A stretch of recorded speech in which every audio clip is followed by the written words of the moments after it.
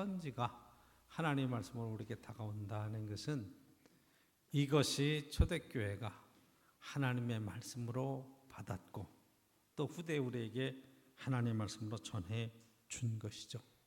이 글이 여러분 대상이 분명하게 있는 거예요. 그렇잖아요. 시몬 베드로가 1절에 보면 예수 그리스도의 종이며 사도인 시몬 베드로는 그렇죠. 이 편지의 대상이 누구냐?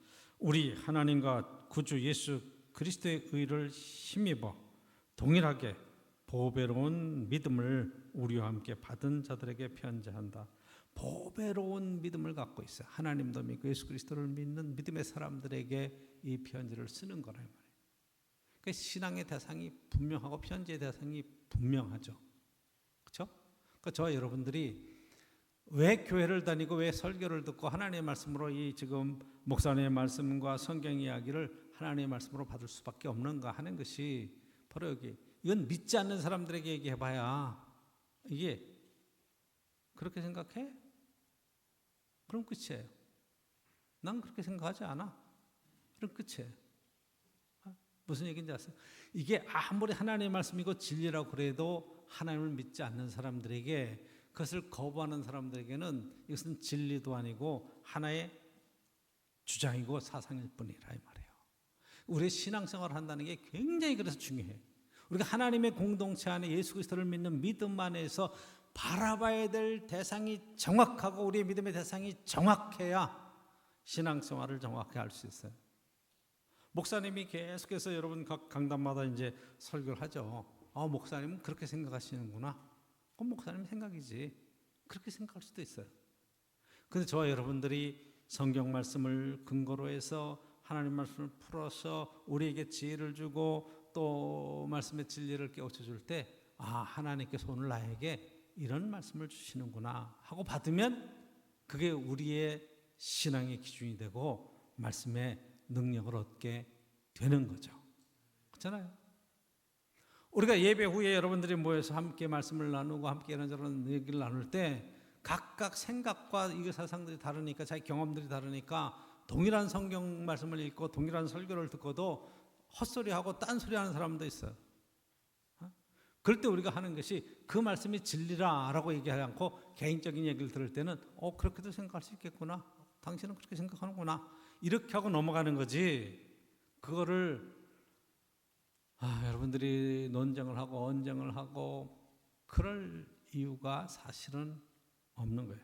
왜냐하면 세상은 다양한 그러한 가치관과 다양한 자기의 입장들을 가지고 자기의 주장과 자기의 생각을 하고 있는 세상이기 때문에 그 가운데서 저와 여러분들은 특별한 사람들이란 말이에요. 하나님 아버지를 알고 예수 그리스도를 믿음으로 이 보배로운 믿음을 가진 사람들, 더 정확하게는 하나님의 신성한 성품에 참여한 사람들, 하나님을 닮은 하나님의 아들, 딸로서 이 땅을 살아가는 거예요. 그래서 저도 그렇고 우리 장로님들도 권사님들도 다 신앙의 초점이 예수 그리스도와 우리 하나님께 그 말씀의 기준을 삼고 그렇게 해서 한 뜻을 모아가는 거죠.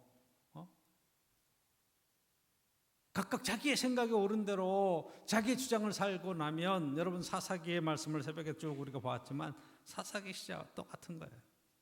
그때는 왕이 없으므로 자기의 소견에 옳은 대로 행했다.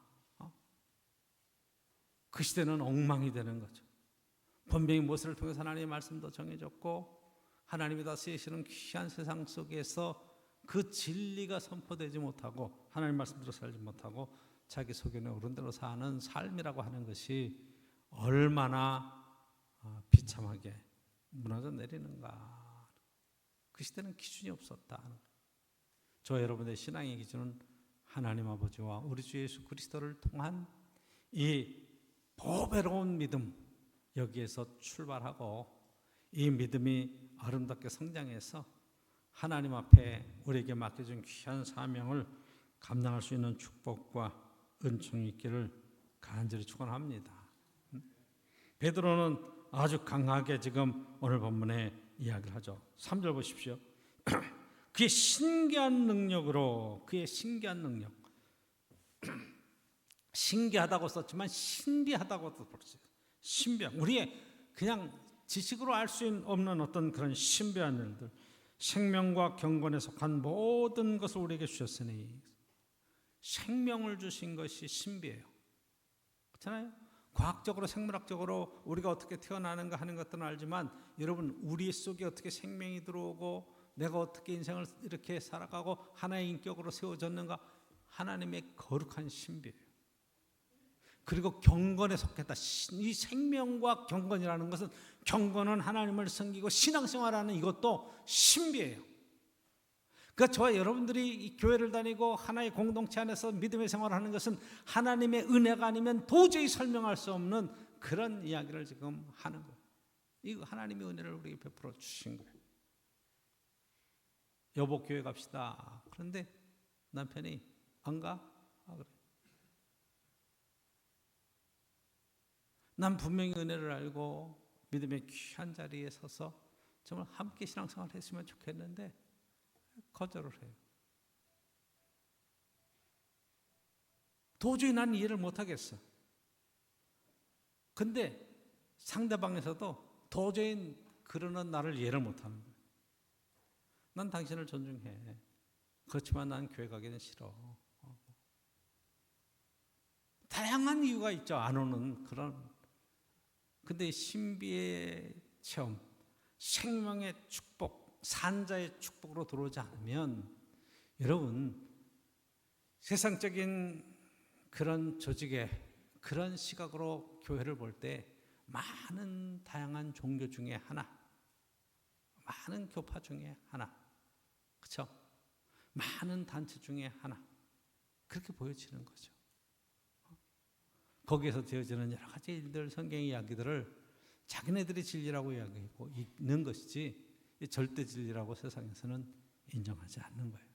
그러니까 저와 여러분들은 특별한 은혜를 입은 사람들이, 생명의 은혜라 이 말이죠. 이 땅에 태어난 것 자체가 여러분들이 얼마 많은 큰 은혜를 입었는지 우리는 이름 말할 수가 없는 거예요. 그래서 이 신비를 알고 너무 감사하고 우리의 인생 살아가는 것을 너무 소중하게 생각하고 지금 만나고 누리는 모든 것들에서 정말 행복하고 감사하고 이것이 넘치는 삶을 살아가느냐, 아니면 이 모든 축복을 다 거절하면서 세상을 비난하고 속상해하고 비판하고 그리고 그렇게 자신을 끌며 살아가느냐, 이것은 진리를 아느냐 모르느냐 하는 것에 대한 차이이고, 결국 내 생각과 사상이 어떻게 들어와 있느냐 하는 것에 대한 문제이기도 하죠. 그렇죠? 자, 왜 우리를 이렇게 구원해 주셨는가? 자기의 영광과 덕으로서 하나님의 영광을 위하여 우리를 부르셨다. 이 신앙 고백이죠. 이 땅에 살아갈 하나님의 영광, 하나님의 덕을 찬송하고 찬양하기 위해서 우리를 불러주셨는데, 이로써 우리를 부르신 이를 알므로 말미암아 우리가 하나님을 안다 하는 거죠. 하나님을 안다. 안다는 게 굉장히 귀한 거예요. 그렇죠? 이게 안다는 것이 부모 자식이 알고 부부 사이에 아는 것, 이거예요. 나 그 사람 알아. 그런 차원하고 다른 거예요. 나 목사님 알지. 우리 교회 담임 목사님 아냐? 그런 차원하고 다른 거예요. 그러니까 깊은 마음과 삶의 인격과 이런 것을 교제하면서 알아가는 그런. 그러니까 여러분, 한 교회에서 신앙생활해도 자기의 담을 치고 교제하기를 꺼리고, 그리고 그냥 내가 하나님과의 관계를 세우면 끝이지, 그렇게만 생각할 수도 있어요. 그런데 성경은 지금 초대교회 보배로운 믿음을 갖고 있는 신앙의 공동체 속에 하나님의 영광과 하나님께서 덕을 우리에게 베풀어 주신 그 큰 은혜를 우리가 누리게 하셨는데, 4절 보면 이로써 보배롭고 지극히 큰 약속을 우리에게 주셨어요. 약속을 붙들고 살아갔는데 이 약속은 주님이 오늘도 함께 하시는 거고, 그렇죠? 장래의 영원한 나라의 하나님 아버지의 집에 들어갈 수 있는 축복까지도 우리에게 약속해 주신 건데, 이 약속을 통해서 뭐예요? 신성한 성품에 참여하는 자가 됐다. 거룩한 삶을 살게 하셨다. 그래서 그 거룩한 삶이 여러분들이 4절 보면 우리가 세상의 그렇죠 정욕과 욕심과 세상의 탐욕에 우리의 삶을 쓰지 아니하고 우리를 구별해서 하나님의 거룩한 삶, 썩어져가고 다 없어질 것을 사랑하며 그 가치를 추구하는 인생이 아니라 썩지 않은 영원한 하나님 나라의 상급을 바라보며 살 수 있는 축복으로 우리를 불러주셨다 하는 거예요. 얼마나 대단한 이야기예요. 지금 베드로는 이 짧은 글을 통해서 신앙의 가장 기본적인 이야기를 그 보배로운 믿음을 갖고 있는 초대교회 성도들에게 하는 거죠. 그렇기 때문에 여러분 5절 이하의 말씀은 그러므로 너희가 더욱 힘써 너희의 믿음에 그 믿음으로 보배로운 믿음으로 시작했잖아요. 그렇죠? 신앙생활은 믿음으로 시작했는데 믿음의 덕의 지식의 절제의 인내의 경건의 형제 우애의 사랑을 더하라. 믿음으로 시작해서 어떻게 끝나요? 맨 마지막에는 사랑으로. 그렇죠? 이 사랑이 내 안에 가득하면 그 앞에 있는 모든 것들은 다 이루는 거예요. 절제할 수 있어요. 참을 수 있어요. 그렇죠? 인내할 수 있어요. 믿음이 있으면 덕을 세울 수 있어요. 그리고 믿음으로 사랑으로 완성되는 이 신앙의 여정 속에 내가 예수 그리스도를 믿는 믿음에서 시작해서 주님을 사랑하고 하나님을 사랑하고 그리고 이웃을 내 몸같이 사랑하는 것으로 모든 율법과 하나님의 뜻을 완성할 수 있는 것. 믿음, 소망, 사랑 이 세 가지가 항상 있을 것인데 그 중에 제일은 사랑이라 말씀하시죠. 그래서 여러분 진정한 사랑이 있는가? 이것에 대한 물음을 물어야 돼요. 내가 이 교회를 사랑하는가? 목사님을 사랑하는가? 사랑하는 성도들을 사랑하는가? 존중하는가? 이런 것들이 내 속에 있는가 이 말이에요. 내 안에 사랑이 없고 막 미움과 시기와 질투가 이런 것들이 막 나와서 비난하는 것들이 내 속에서 막 넘치기 시작하면 신앙생활이 괴로워져. 교회가 싫어져요. 교회를 떠나고 싶어요. 이 교회만 아니면 교회 가기 하나뿐이 없나? 그런데 내 마음의 상태인 것을 자꾸 모르니까 자꾸만 저 사람이 문제, 내가 문제라고 생각하지 않고 저 사람이 문제라는 거예요. 참 안타까워요. 사랑은 허다한 허물을 덮잖아요. 그렇죠? 허다한 허물을 덮는 거예요. 여러분 사랑으로 완성되는 이 베드로의 권면 여러분들이 꼭 기억할 수 있기를 축복합니다. 이런 것이 없는 자는 맹인이라. 열매를 봐서 안다. 여러분 보면 오늘 본문에서 열매를, 그 열매가 뭐예요? 신앙의 열매, 성령의 열매. 성령의 열매도 사랑이랑 화평해서 사랑으로 시작하잖아요. 그렇죠? 그러니까 그 사람의 신앙은 결국 생활을 통해서 어떤 열매를 맺는가 하는 것에 있는 거예요. 입술의 열매도 있는 것이고 그 행실의 열매도 있는 것이고 믿음의 열매도 있는 것이고 그렇죠?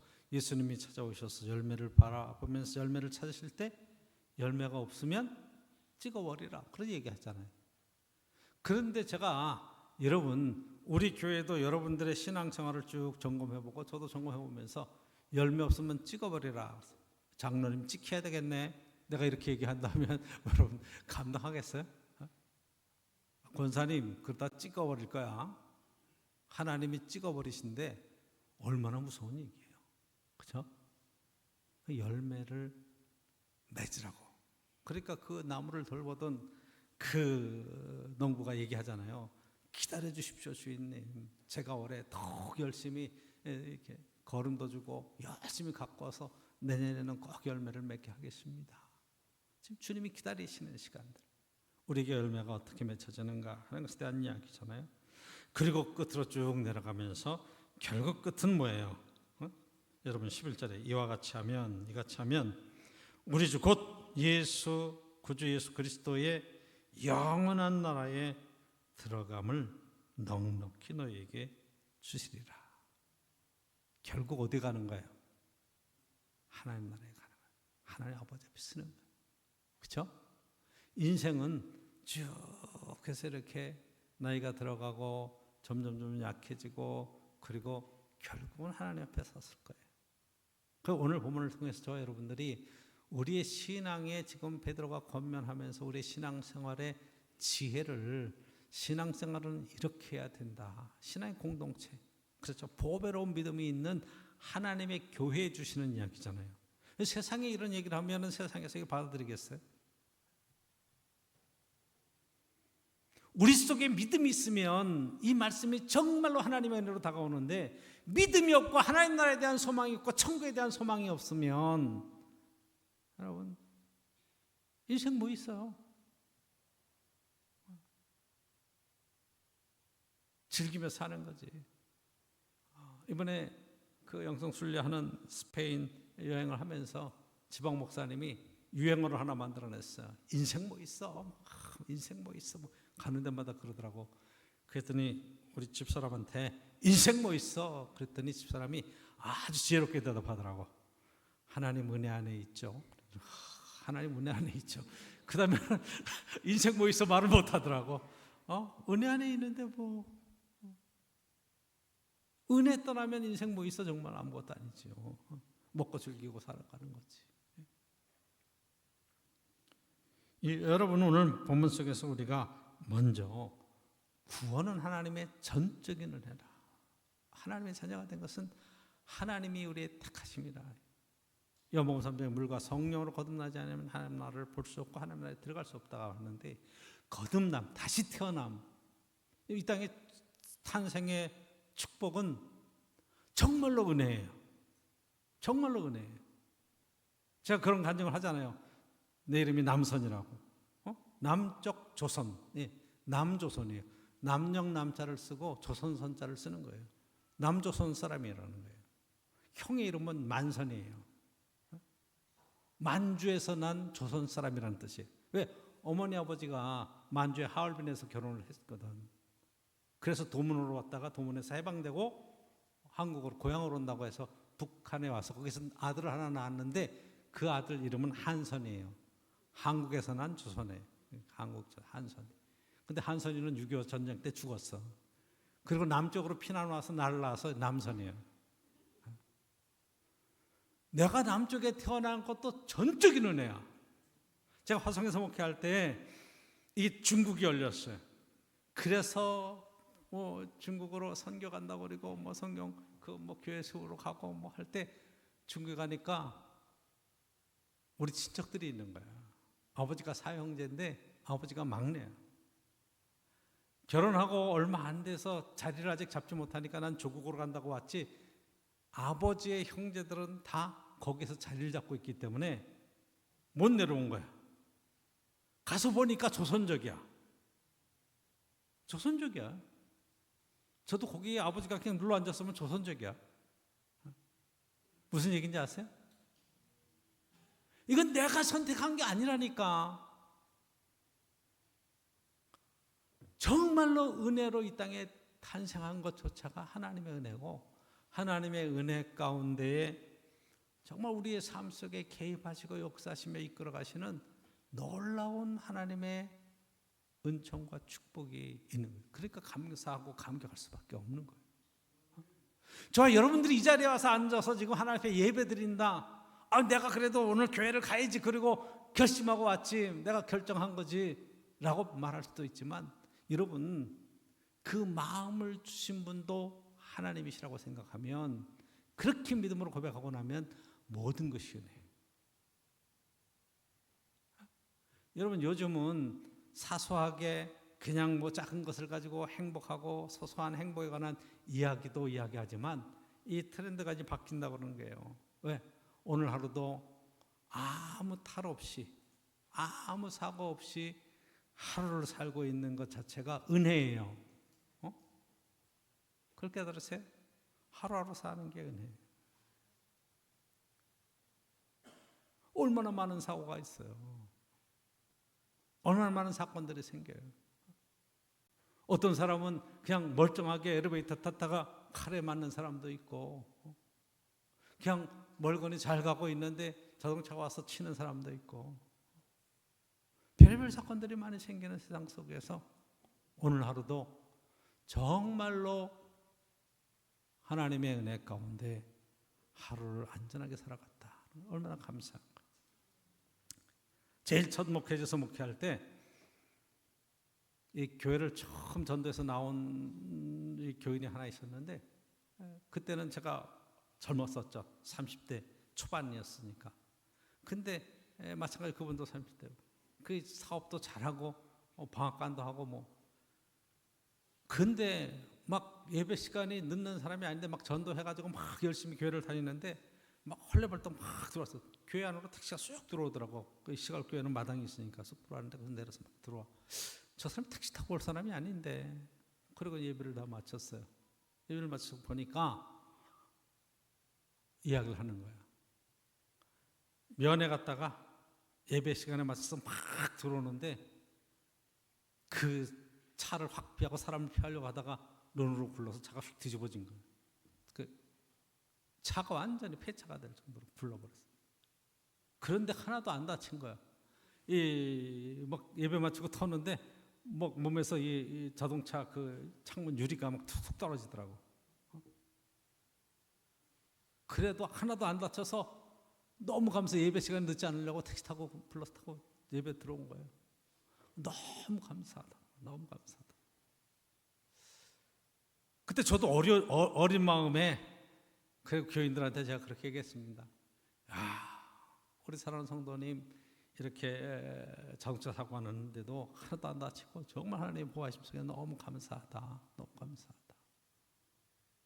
그런데 우리는 교회 올 때 차가 굴르지 않고 경운기 굴르지 않고 다치지 않고 그냥 다 모두 안전하게 온 게 사실은 더 감사하다. 하나님 앞에 감사의 박수. 너무 축하하고 감사.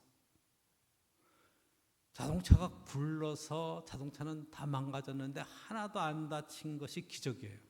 할렐루야. 그렇죠? 근데 여러분들이 사고 나지 않고 여기에 건강하게 와서 앉아 있는 것조차가 더 큰 기적이야. 차가 구르지도 않았는데. 그렇죠?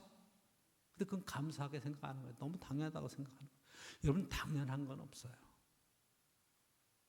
하나님의 전적인 은혜예요. 그래서 감사한 거예요.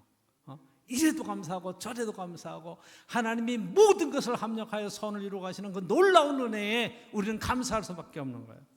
하나님이 인도하시는구나. 하나님이 하시는구나.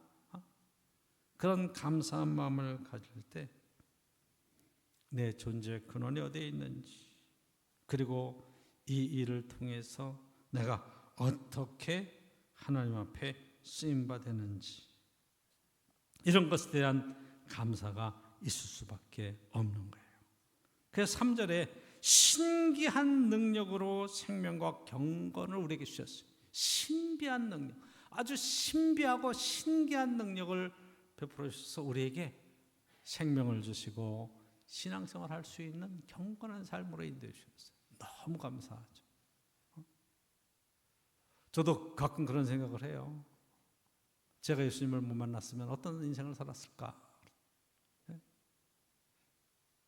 여러 가지 생각을 합니다. 아마 이 세상 사람이 아닐 수도 있을 거예요. 인생을 살아가다 우리의 삶 속에 하나님의 은혜가 아니면 도저히 설명할 수 없는 다양한 인생의 그런 만남들, 기회들,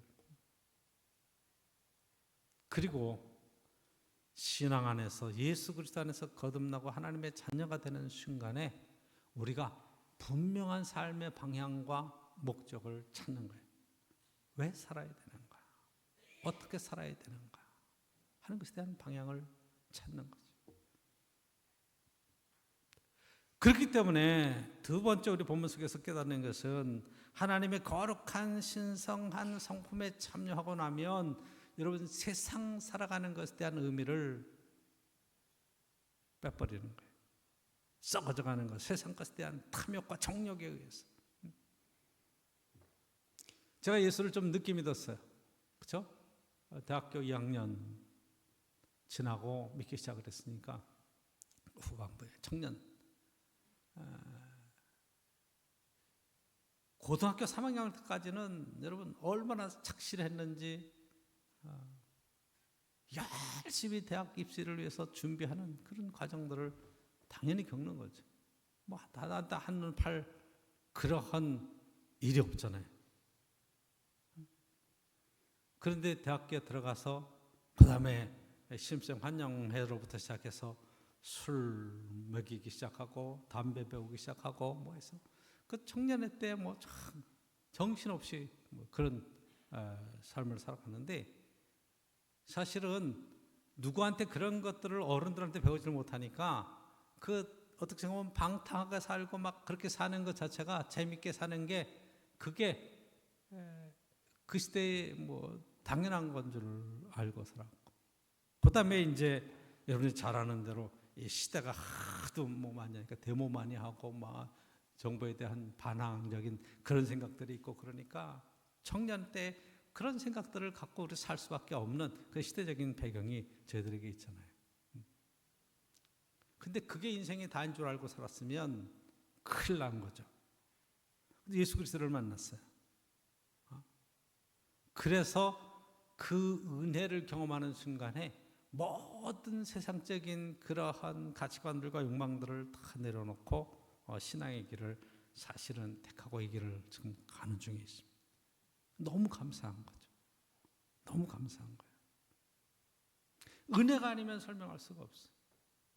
근데 제가 이렇게 제일 부러운 사람들이 어떤 사람이냐면 모태로부터 신앙생활을 하는 사람들, 어머니 뱃속부터 신앙생활해서 평생을 그 길을 간 사람들. 근데 그런 사람들은 도리어 저 같은 사람들을 부러워해요. 그래도 놀 거 놀아보고 뭐 할 거 해보고 우리는 그런 걸 하나도 못 해봤어 막 이래. 근데 제가 처음부터 어머니 뱃속부터 은혜를 입고 하나님 안에서 사무엘과 같이 정말로 부름을 받고 사역을 했으면 얼마나 더 좋았을까 그런 생각을 해요. 목사님 인생에 후회는 없습니까? 후회는 없지만 아쉬움이 있어. 야, 우리의 집안에는 어떻게 은혜가 그렇게 임하지 않았을까? 제가 제일 먼저 신앙생활을 했으니까. 그렇죠? 제가 부모님을 전도하고 형제들을 전도하고 참 어떻게 생각하면 하나님의 전적인 은혜 가운데 살아가지만 우리가 그 은혜를 깨닫지 못하고 나면 자꾸 원망과 불평이 넘어가요. 육체의 때를 따랐네. 여러분 정욕이라고 하는 것이 세상적인 정욕 이 이야기만 하지만 아니 그런 게 아니고 가치관에 나 중심의 생각, 내가 옳다고 내가 진리라고 생각하는 것 자체가 세상적인 정욕과 탐욕으로 갈 수밖에 없어요. 나랑 다른 것은 다 틀린 것이다 얘기하는 거죠. 근데 예수 그리스도 안에서 보니까 이런 것들을 다 집어넣고 우리의 초점이 누구에게 맞는다? 하나님과 예수 그리스도에게 맞는 거예요. 내가 옳다는 게 아니에요. 우리 장로님과 권사님들과 여러분들의 생각과 의견들을 제가 다 이런저런 얘기를 듣지만 그것 충분히 이해를 해요. 그렇지만 이해를 하지만 옳은 것도 아니야. 본인이 볼 때는 그게 옳다고 생각하지만 여러분들이 뭐로 시작한다고요? 믿음으로 시작해서 어떻게 완성한다고요? 형제 우애와 사랑으로 완성하는 거야. 그렇죠? 그래서 오늘 두 번째 꼭 기억해야 될 것은 사랑으로 품는 마음이 우리 공동체 안에는 꼭 필요하다. 이 신앙의 완성은 결국 사랑하는 데 있어요. 하나님을 사랑하는가? 네 이웃을 내 몸같이 사랑하는가? 모든 율법의 완성이고 하나님 말씀의 최고의 강령이라고 말씀하잖아요. 오늘도 이 사랑으로 아름다운 믿음의 헌신과 여러분들의 충성이 있기를 축복합니다. 세 번째 더 우리가 봐야 될 것은 여기에서 열매를 맺어야 돼. 그렇죠? 열매를. 저 교인들하고 상담하고 뭐 이런저런 얘기를 하다가 어떤 얘기를 하면 그래서 결과가 어떻게 되는 거야? 열매가 와면 뭐야? 주님께서도 열매를 찾으시잖아요. 열매 맺지 못한 나무를 그 무화과를 저주하시잖아요. 그러니까 나무가 뿌리채도 다 말라버리잖아요. 이제부터 너에게는 열매를 거두지 못하리라. 열매를 찾으셨어요. 근데 성경에 보면 아직 무화과 철이 아니라는 거예요. 철이 안 됐는데 다른 나무들은 이제 이파리를 막 내고 뭐 이렇게 성장해 가는데 무화과는 이파리가 푹 뻗고 무성해지면 열매를 맺게 되어 있는데 다른 나무와 달리 이 나무는 열매는 없고 잎만 무성한 거예요. 다른 나무들은 아직 잎이 피지 않고 퍼지지 않아서 열매 맺을 계절이 아니야. 이른 거야. 그런데 혼자 막 대단한 것처럼 보여지는데 그 가운데 열매가 없는 거예요. 그러니까 주님께서 말씀하시는 거예요. 여러분, 우리가 간섭할 게 아니라니까. 그 열매는 주님께서 거두시는 거지 제가 거두는 게 아니야. 제가 여러분하고 막 신앙생활하면서 여러분들의 신앙의 열매를 제가 거둬서 목사님 그것 가지고 뭘 영화를 누리겠다고 그런 차원의 얘기를 하는 게 아니잖아요. 그렇죠? 주님께서 우리에게 열매를 거두게 하시고 그 열매를 통해서 하나님의 영광을 받으시고 하나님의 덕을 선전하게 하시는 놀라운 은혜로 우리를 쓰시는 거란 말이에요. 열매를 받아야 돼. 그래서 이 열매를 가지고 주님 앞에 하나님 나라에 들어가는 거예요. 우리는 신앙생활하고 할 때 맨 마지막에 그 생명책의 이름이 기록된 자와 그 행위대로 갚으신다는 행위록에 관한 얘기가 있어요. 우리가 이 땅에서 믿음으로 산 그런 행위대로 하나님께서 상급을 베푸시고 믿지 않은 사람들조차도 하나님의 심판대 앞에 섰을 때 그의 행위가 어떠했는가를 통해서 그 삶을 심판하시더라 이 말이에요. 그가 행한 대로 갚으시리라 말씀을 쓰고 있잖아요. 그렇죠? 그러니까 우리가 어떻게 신앙생활을 하면서 행실을 해가는가 굉장히 중요해요. 그래서 여러분들이 내 속에 그냥 끓어오르는 생각대로 말할 것도 아니고 그것대로 행동할 게 아니라 주님 안에서의 우리의 언어와 행실과 삶의 모든 것들을 진행해 가면서 정말 믿음의 삶을 사는 게 얼마나 중요한가. 이런 사람이 하나님 나라에 들어간다니까요. 한번 생각해 보세요. 여러분 오늘 교동문 읽었지만 요한복음 14장에 예수님께서 내가 너희를 위하여 처소를 예비하러 간다. 내 아버지 집에 거할 것이 많도다. 근심하지 마라. 염려하지 마라. 내가 가는 것은 너희를 위한 처소를 예비하러 가는 거야. 그런데 내 아버지 집에 너희 거할 것이 많아. 신앙생활하면서 다 결론적으로 얘기합니다. 저와 여러분들이 하나님의 자녀가 되었잖아요. 하나님을 아버지라고 부르죠. 구약 성경에 이스라엘 백성들은 하나님을 여호와라고 불렀어요. 그 이름도 함부로 부르지 못하고 그냥 넘어갔어요. 그렇죠? 지금 이슬람은 하나님의 이름을 알라라고 부르는 거예요. 알라. 또 다양하게 하나님의 이름을 부를 수 있어요. 우리 민족은 하늘을 공경했기 때문에 하늘님이라고 불렀어요. 그 이름이 중요한 게 아니라니까요. 그런데 우리 민족 속에 하늘님이 우리 아버지야 이렇게 얘기하는 사람 봤어요? 이스라엘 백성도 여호와가 우리 아버지와 여호와는 나의 목자시니 이렇게 얘기해도 나의 왕이시여 나의 전능자시여 이런 얘기는 해도 더 적극적으로 여러분 말씀을 드리면 하나님 나라에 들어갈 때 우리가 아버지 저 왔어요 그러면 끝나는 거예요. 아버지 저 왔어요. 제가 의왕제일교회 목사가 아닙니까? 그래서 제가 그 평생을 주의 일을 위해 했잖아요. 그래서 아버지 저예요. 그래? 이렇게 되는 거예요. 아버지라고 부르고 믿음 안에 저와 여러분들이 신앙생활 속에 승리하는 축복과 신앙의 귀한 역사를 주 안에서 축복으로 꼭 누릴 수 있기를 간절히 축원합니다. 기도하겠습니다.